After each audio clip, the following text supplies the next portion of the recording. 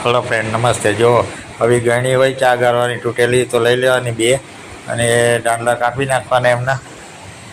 દાંડલા કાપી અને જારી બે બાજુ રહીએ એવી રીતના, અને સાબુના ટુકડા વધેલા હોય કોઈ પણ આપણે નાવાના એને અંદર મૂકી લેવા દેવાના એવી રીતના.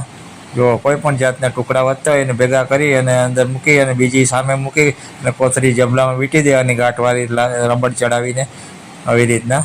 અને વધારાનું કાપી અને બીજી બાજુ થોડા કાણા કરી નાખવાના, કોથળીમાં જ કાણા કરવાના, જારીમાં પહેલાં નેટમાં ન થવા જોઈએ. આવી રીતના જો આવી રીતના કાણા કરી નાખવાના, અને એને નાખી દેવાનું ફ્રેશ ટેન્કમાં, આપણે સંડાસમાં હોય એમાં.